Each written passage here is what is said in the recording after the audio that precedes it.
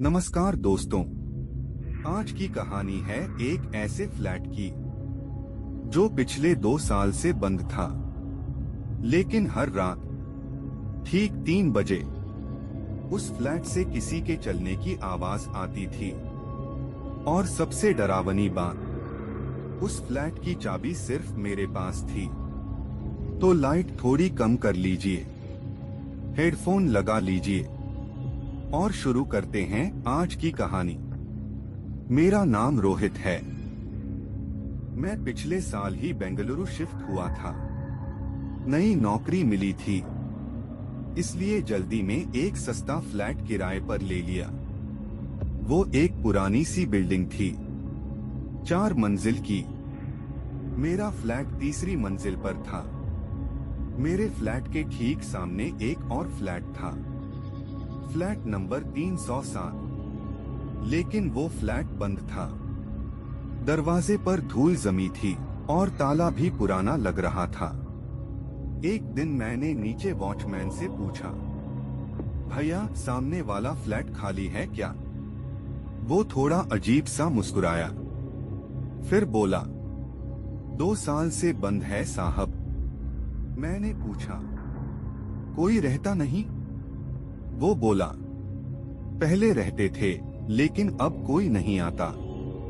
मैंने ज्यादा सवाल नहीं किया। मुझे लगा शायद मालिक बाहर रहते होंगे।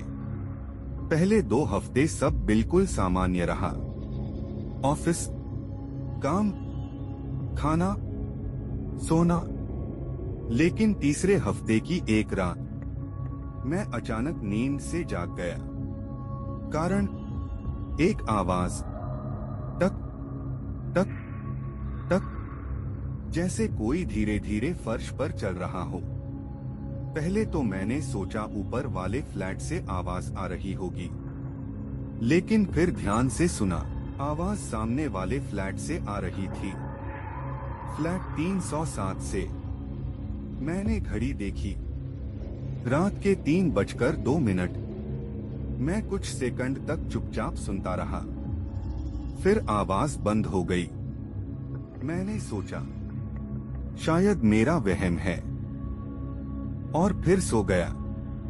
लेकिन अगले दिन भी ठीक 3 बजे वही आवाज आई, टक टक टक, जैसे कोई कमरे में टहल रहा हो।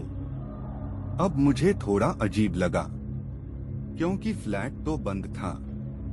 तीसरी रात मैंने तय किया कि देखता हूँ। जैसे ही घड़ी 2:55 हुई, मैं दरवाजे के पास खड़ा हो गया।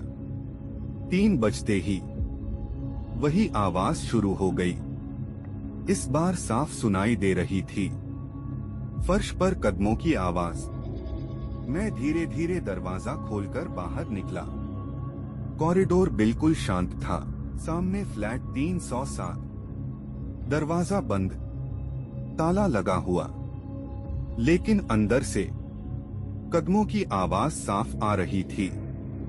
मैंने हिम्मत करके दरवाजे के पास कान लगाया। अंदर कोई चल रहा था, धीरे धीरे।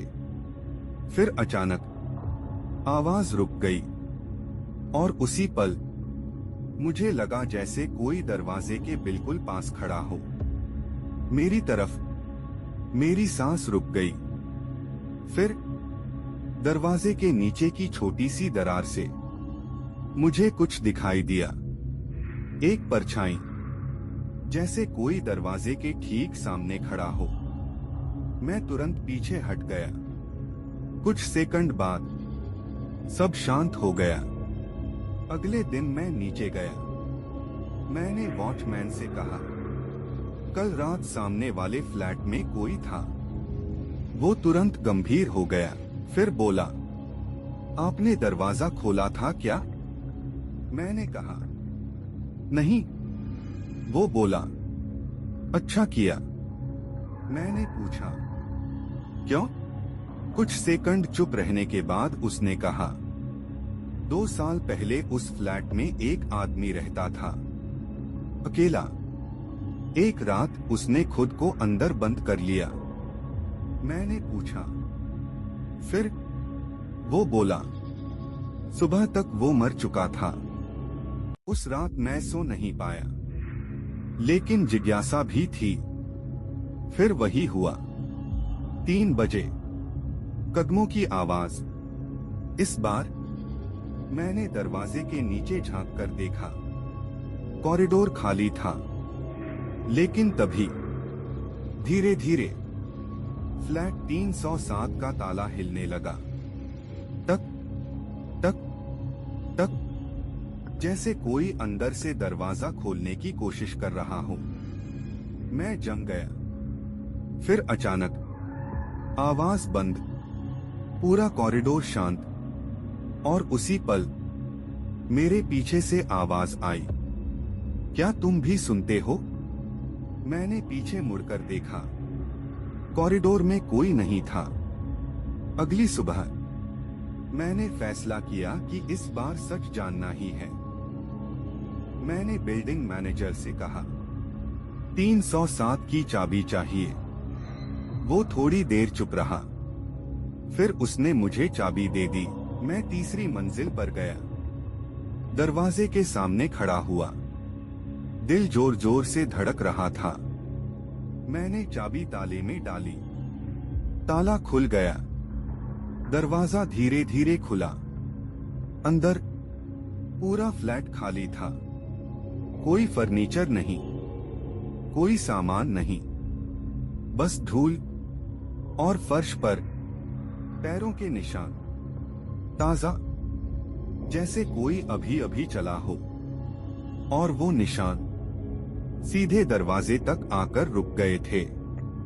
मैं घबराकर बाहर निकलने ही वाला था कि अचानक फ्लैट के अंदर से आवाज आई, टक टक टक। मैंने पीछे मुड़कर देखा। फर्श पर नए निशान बन रहे थे, जैसे कोई अदृश्य आदमी चल रहा हो, धीरे धीरे मेरी तरफ।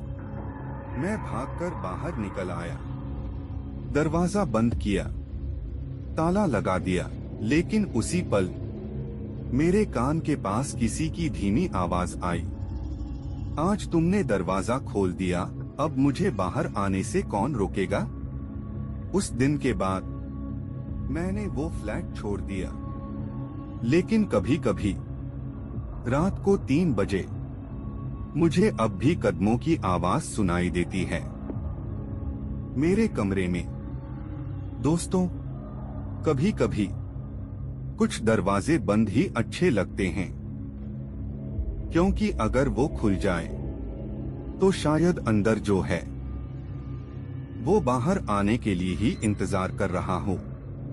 और ऐसी ही डरावनी कहानियों के लिए सुनते रहिए ठंडी सांस।